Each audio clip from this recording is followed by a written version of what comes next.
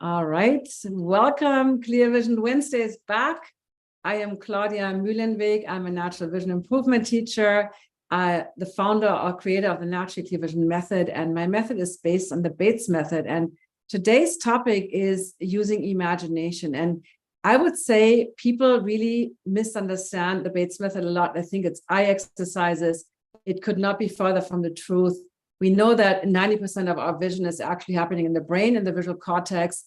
The eyes are actually the retina, at least as part of the brain. And so using imagination and memory, which is tightly linked together, is really the key to naturally improving your vision. There's no way to just do eye exercises because you don't change your perception yet. Yes, you can, improve your muscle capability, your range of motion. You can release tension in the eye muscles and such things. But your actual perception is really in the brain. And this is what we want to focus on today. And you will need for the practice today, one thing, maybe have a little white card, a piece of paper that you can draw a little black dot on. We're going to start with that. And then for the second practice, you will need an eye chart. And that could be a traditional Snellen eye chart with the E. You see one here in the back. Oops, they're hanging. I also have, so let me show you really quick. So this is a traditional, this is a C chart actually, but it's also a Snellen eye chart. And I have this in black and in white. So if you're in my Clear Vision Club, you can get printable, you can get these to download to print. Sometimes I find that, especially when you're nearsighted, a black eye chart with white letters is easier to read because there's less stray light, so to speak. But either way, you can also just use any other chart that you have for the second practice. So let's get into this. First of all, I do want to quote Dr. Bates because he has just so many good quotes. And this is from his Better Eyesight magazine, the January 1930 edition. He said in there, it is a well-known fact that vision is a process of mental interpretation. The picture which the mind sees is not the impression on the retina, but a mental interpretation of it. To the mind, objects appear to be in an upright position, but the picture on the retina is upside down, right? Remember that from school biology, that we actually are the retina, the picture is flipped upside down, but yet we don't see things upside down. So that's just a simple example of understanding that what the retina receives is not actually what we see. And I've done other trainings on imagination. I will link them in the show notes underneath this YouTube video. So if you want to continue your journey, we've done several other trainings on this. So let's start with a really simple practice. And this is called the black dot practice. And why this is so powerful, so you can actually, just draw a little black dot on a white card or find some text or some white dot on something else. And the smaller the dot, the better. And what we're going to start with is memory. So memory meaning, if you close your eyes and I would ask you to imagine a black dot, it would probably work because both of you know what a black dot or black period is. But it can also be helpful to literally have a picture of it in front and look at it with your eyes open and then close your eyes. And now, so do that, close your eyes and either remember or imagine a black dot, a small black dot on a white background. And notice if you're struggling with this, maybe you just have a, blank white wall, so to speak, in front of your inner eye. Maybe it's dark. Maybe you don't see anything. Maybe it's easy for you. And if you do see that little black dot, does it seem to move a little bit? Is it kind of not wanting to stand still? And that would be great because in our mind, our attention is always moving. So meaning that the little black dot would naturally move if you're in a relaxed state. So you're not staring at the black dot. You're not trying to pierce with your eyes through this black dot. All right, blink your eyes open again. So if you have struggled with that, sometimes it helps to do the reverse and to imagine a white dot on a black background. That might be easier for you if you're struggling with this practice. So now that's the first step. And the reason why this is so helpful is because the smaller our attention, our vision in the retina is a very small spot of perfect clarity in the fovea. And the smaller we can make our imagination and our mind, our focal point, the better our vision will be. So the next step would be to look at a blank wall. It doesn't matter what color, but look at a blank wall. And can you now imagine a black dot on that blank space. Can you imagine it? So, it's not there unless you actually paint a little black dot onto your blank wall. And maybe your kids like to do those things. But can you imagine it on a blank surface with eyes open? So imagination is usually easier with eyes closed, and that's always the first level to practice with eyes closed. And if you don't get it with eyes closed, then I wouldn't even worry about eyes open. Just focus on it with eyes closed and continue to maybe do one, close your eyes and bring it up in your memory. And I want to come back to a little bit to closed eyes. Sometimes people think, oh, I see it like projected on the back of my eyelids or something. That's not necessarily the case. So your black dot could literally be felt in the back of your brain where the visual cortex is. It could be in your head. It's not like you literally see it floating out there. It's you imagine it in your mind, and you have a memory that is easy and effortless. So with imagination, if you are struggling to come up with something, you're making an effort. And imagination is always based on memory. So if the black dot doesn't work for you, or if a white dot on black also doesn't work for you, can you do something else that is easy? Maybe with closed eyes initially. Can you remember something else that you see in your inner mind right now that doesn't require you to make any effort?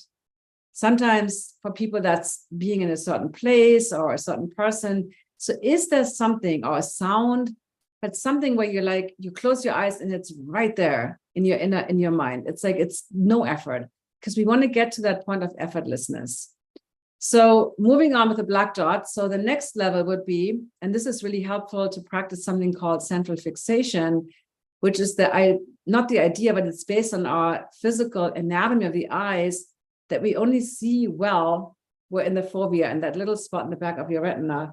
And central fixation, basically, let me show this chart, not the other one. I wanted to show this one.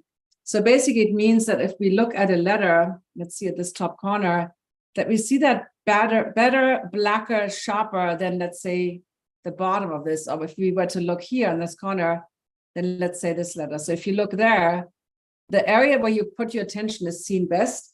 And you can actually imagine seeing. So the next step is imagine this little black dot or a little black pixel or a square inside a black letter or a black object. So you don't have to use letters. Letters might be causing strain for you, especially eye charts. But can you imagine a little black dot inside something black? So, I have a hard disk here. I have my phone that's black. But can you imagine a little black dot inside a black object? And that is your focal point right now. And, again, it will probably move a little bit because your attention is moving. But can you imagine that? So that is a very helpful process. And I've helped many clients see better by simply imagining the point that they're looking at. Let's say it's a black letter, right? So let's say it's a black letter. Black letters are always good to use an example. So can you imagine that the point that you're looking at here is blacker? That's this little black dot kind of buried inside. And if you can't do it, sometimes using a Sharpie or some kind of marker and putting it there, and then you have a memory of seeing it, and then it's easier to reimagine. So that's our first practice. And I will look at if there's any questions on YouTube right now or on here, that I will make sure to answer them. But I couldn't do this initially, so just be patient with yourself. But this will really help you to your mental focus. It will help you with your physical focus, because wherever you look, you see things best. And if it's a black object or letter, like a black object on white, it will be blacker where you look versus the other areas around it. And that will really help you. And if you practice this, not just on an eye chart, but anywhere where you see black, but you can imagine it's a little blacker. So that's the little black dot. And if you imagine it, and again, if it's moving just a little bit, like swinging, that's the best. That's the most relaxed state. So the next practice is actually using an eye chart. So for that next one, you need an eye chart. And the way you do it, so you grab your eye chart. Again, it doesn't matter if it's a white one with black letters or a black one with white letters. Either way is fine. One of these or any other eye chart that you have. And you pick a letter. Let's just pick one here, right here. Let's say you're picking the letter C here, right?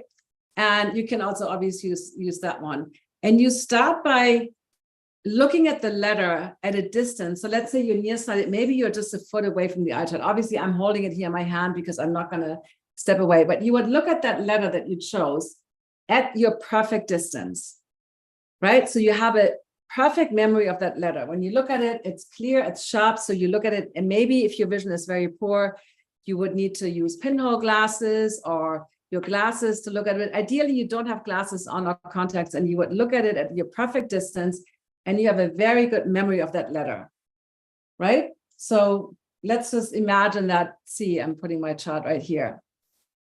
Then now you step back, right? So you imagine you have that memory in your head of that letter, and maybe make it really easy. And if that's too hard, you can just do a black blob. You can just do a black circle or an O, something really simple.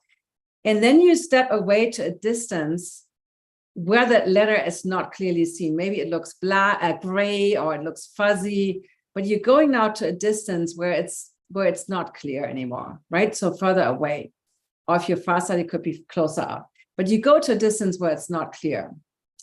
And now you close your eyes, and you continue, you have that memory of that letter, how it looked like, perfectly sharp and clear, right?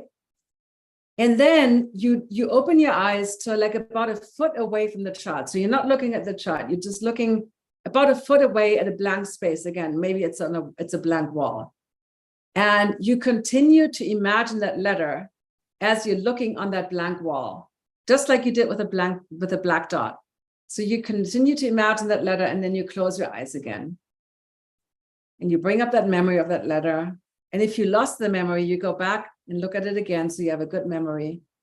And then you open your eyes again, and you continue to imagine that letter, and you basically goes closer and closer and closer to the chart. So let's say you have the C here. So the first time you were like looking at a wall, like right here, over here. And every time you get closer, you continue to imagine that letter perfectly clear with eyes closed, and then with eyes open. And then at the very end, you look at the actual letter on the chart, continue to imagine that perfect, because you have that memory of that perfect letter, how it looked like at your ideal distance. And that will help you to actually create more clarity.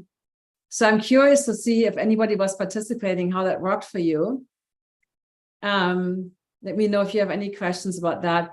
I did share another technique in a previous YouTube video, and I will briefly review that again. That can also really help. So the basic idea is the better our memory, the better our imagination. And when we can imagine something in our head, we actually have the capability of seeing it. So if you're already struggling at the point where you look at the letter and you close your eye and the memory is completely gone, this is a part where you practice your memory, and you're practicing your memory. I want to quickly go over that. That could be as simple. That's something I enjoy doing. I would look at an object and then I would draw it from memory. So that could be a simple thing where you start with something really easy, maybe a letter, maybe a simple letter, and you just draw it you look at it however long you want, then you look away and you draw it. So continue to practice your memory. There's many memory games out there now, so it doesn't just have to be visual, but practicing, increasing your memory skills will really help you seeing better. Because if you see something, even like the simple dot is the easiest one to do, right? A simple black dot. So practicing having a memory of that and imagining it will really, really, really help you with your vision on the chart. So the third technique I wanted to share with you, I call it the guessing game. It's also based on the Bates method. And that is basically, you look at the chart at a distance where maybe you see the third or fourth line, but there's lines below where you can't see the letters clearly. So you might kind of have an idea that there's letters, maybe there's like 7 letters in the row, but you can't make them out. And this is a very powerful technique. When I work with clients, sometimes they can't even see the third line in the beginning, and then they read the bottom of the chart with this technique. And basically what you do, so each letter has 4 sides, right? So each letter has 4 sides. Let's use the B here. So the top is straight, the bottom is straight, this side is curved, and then this side is open here. And for instance, this one is just the O is just round. Now, the way this works is that if you have a letter and you're not quite sure what it is, right? You're looking at it at a distance, you're not quite sure what it is.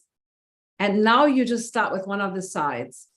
And when you, let's say you're using this O here, and now let's say you're guessing the top is straight. When you guess it wrong, when you assume it's wrong, the letter will be more blurry or maybe even disappear from the eye chart. When you assume it right, there will be a little movement of the letter. It will kind of have this little swing. So the more accurate your guess is, there will be this little tiny movement. I didn't notice that initially, but when you guess it wrong, like if you try to imagine this as a square letter, as an edgy letter, your vision, you will feel the strain, and the letter will be gray or blurry or even disappear from the chart. So that gives you a clue. So if it gets worse, you know, okay, the top of that letter wasn't straight. So maybe it was round. So then you look, for instance, if you have the C here, right? Maybe you're like, okay, the right side is round, the bottom looks round. And then what is going on? This is a very tricky one on these old Snellen charts. The opening is very tiny.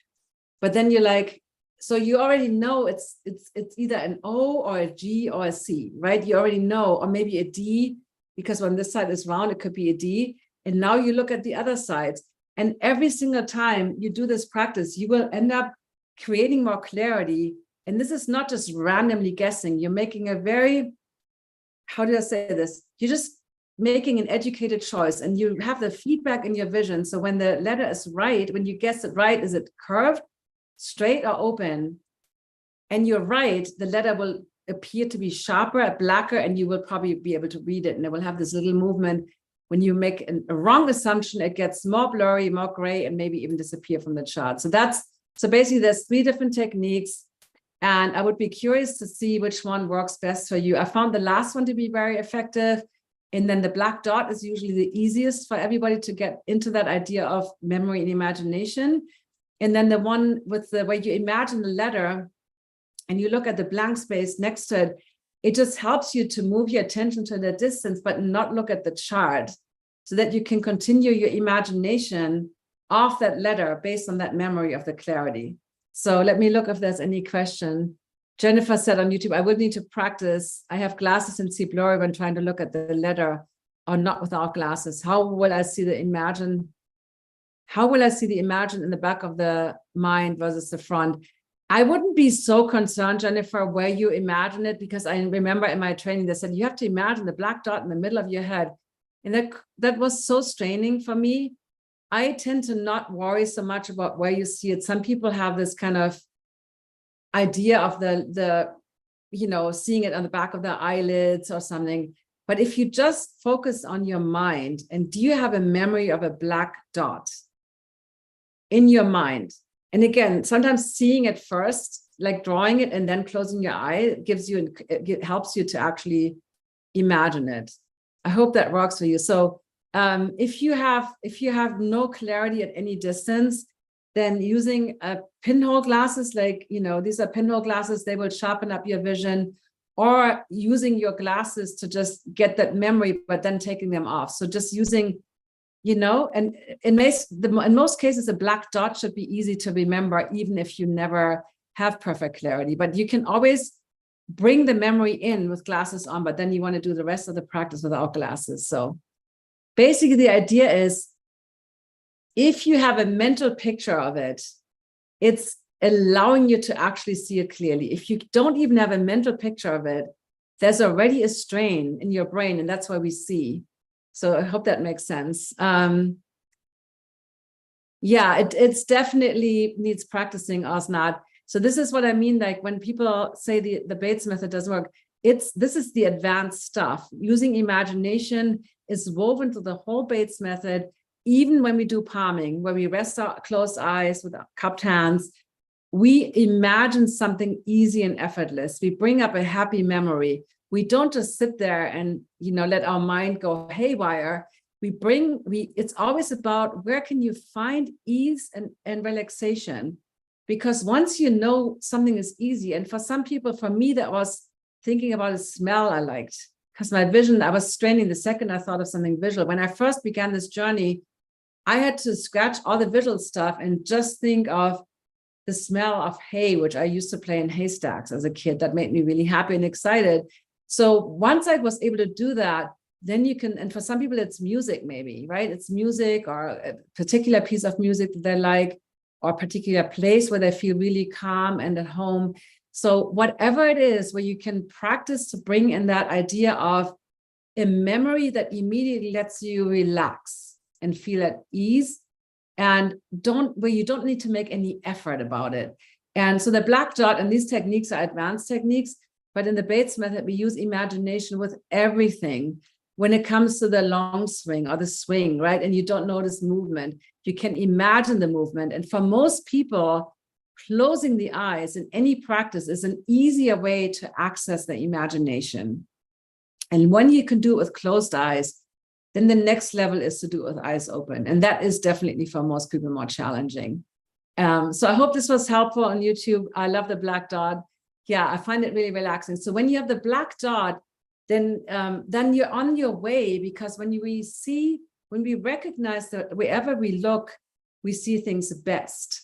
And with letters, it is obviously black letters, the corner that we look at. And sometimes, when you look at a chart like this and you look at a letter, oh, this is a natural number. But when you look at the number 6 here, right, you realize that, yeah, all the other numbers that you see a bunch of other, letters and numbers on the page, but you would see this one best. And you get to the point where when you look at the bottom of that 6 and you realize that you see the bottom of the 6 better than the top. So there's a tiny black dot in there, right? Where you focus your mental attention and your physical phobia. So you focus your phobia on that spot. And that, I know this is not the easiest thing to do, but this will really help you. So I don't see any more questions on YouTube. So I hope this was helpful. And I will link all the other imagination videos that I did in the past. But every time when you struggle with any practice, find something else. Like when you can't do the black dot on white, do maybe a white dot on black. If that doesn't work, can you find something else that you can bring up in your mind that was easy? And then you start working your way up from there. That's how you start. You don't have to. Letters and eye charts is kind of the black belt of vision improvement, but Bates used them in every session. And the Snellen chart was like the main tool, along with imagination, to improve your vision. But for most of us, when we just get an eye chart and we try this ourselves, right? When we just try this ourselves, it's like what Dr. Bates would call a pessimum. It's like you literally immediately like, oh, an eye chart, you hold your breath and it's scary. So using other objects can be really helpful. I like another practice I like to use that I suggest for clients is connect the dots. If you get these books that we had as kids, where the dots are numbered, and then you automatically shift your attention and you notice the black dot that you're looking at, you see best, right? And then that will also help you with your imagination. Oh, I'm looking at that dot and I notice that dot best. So sometimes we have to go into other territories and back to children's games, because they're really designed for children that visually are still working on learning to see clearly, and also the motor skills and all the brain integration. And so sometimes going back to those simple things, or dominoes. Dominoes are really great with little white dots on black. If you have the dominoes with white dots, that's a really great other way to practice this idea. So you're moving your attention from white dot to white dot, but you can close your eyes and can you imagine a domino like brick with 2 ones, right? And then you can maybe move your attention. We can go on and on. I mean, there is no such thing as there's one exercise. These are all different ways how to get to the same result, which is more clarity in your vision, right? And sometimes as a teacher, this is why working with a coach is so important, because you might see an exercise or a practice in a book and it doesn't work for you. And now you're like, okay, I can't do this. This doesn't work. Having a coach really helps you, like, okay, that doesn't work. Okay, how can we figure this out in a different way? And that's why working with a coach is so helpful when it comes to vision improvement, and not just trying to do this on your own. So I hope this was helpful. Thank you so much. I see on YouTube, will there be some episode about movement and peripheral vision? Yes, and I already have some on movement, but we will definitely add more. Bring on, I would love for you to send, put something in the YouTube comments If you wish me to talk, if you want me to teach something specific, I'm always happy to do that. And that's how this whole show got started, by questions from my community.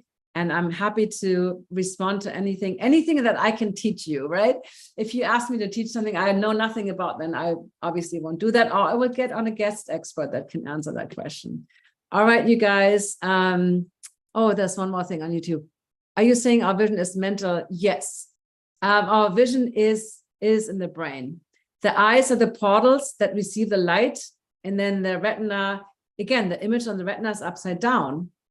And then the signal it's an electrical signal from the retina to the visual cortex in the brain.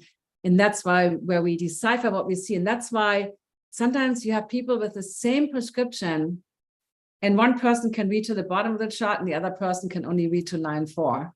So it's not, it really makes the imagination and getting really good at the perception is really the key to vision improvement. And one last thing I want to say. So Dr. Bates used, and that's still around today, an instrument called the retinoscope. And with the retinoscope, you can see if a person focuses correctly or not, because there's a shadow from the lens. And even eye doctors nowadays have retinoscopes. They're manual instruments. And he was able to demonstrate that somebody with perfect vision, who measured like 20/10 even on the eye chart, when they looked at an unfamiliar object or a text in a foreign language they didn't speak, their brain produced a refractive error. In other words, it produced a blur because the brain could not figure out what they were looking at or what that meant. And so that's why sometimes when we see something but we don't know what it is, we have that strain and we have that blur in that moment because our brain is really desperately trying to figure out what we are looking at, even if we have perfect eyesight. So that's just the way that our visual system works. It's the same with the sound system, right? The hearing. So sometimes we might not be able to identify the sound and we're really trying. And once we know what it is, then it feels way more easy to recognize it. So, if you've ever played music, and I was never good at music, but you can, at some point, you can get very, very good in a relaxed way when you tune an instrument, for instance. You know exactly if it's tuned or not, versus you don't have any memory of what an A or a C sounds like on a guitar or something. Anyway, all right. Wonderful, wonderful. Thank you so much. We will end the YouTube live. My Clear Vision Club community and I are here on Zoom, and we will continue our discussion. And if you're interested in working with me, drop a line in the YouTube chat or reach out to support at My Holistic Vision. I also have a free workshop coming up tomorrow on March 10th. So if you're watching this live, or if you are, watching this before March 10th, 2023, yes, then you can join my workshop tomorrow. And let me see if I can put the link in the chat in YouTube, and then we will have to jump off. Okay. While I'm doing that, I haven't prepared my link, so I have to manually type it in here. Let me see if there is any last minute questions. I would love to answer them, and make sure you follow me here on YouTube. I do a weekly show. I always bring on amazing guests, so I teach you something myself. And this has become a really great resource for natural vision improvement. So subscribe, share my channel with other people. I'm also on Instagram, same handle, Holistic Vision Coach. And I also produce a lot of free content on Instagram. So I see you there. Bye-bye, YouTube, and see you next week. And next week we have a great guest, my friend Shanice Bracken. She's going to talk about her own vision improvement journey. She's not a teacher, but she has a beautiful Instagram channel. And we will talk a little bit more about why she's using Instagram to help herself to get to absolute clear vision. And she's already made great progress. So, all right, I see you.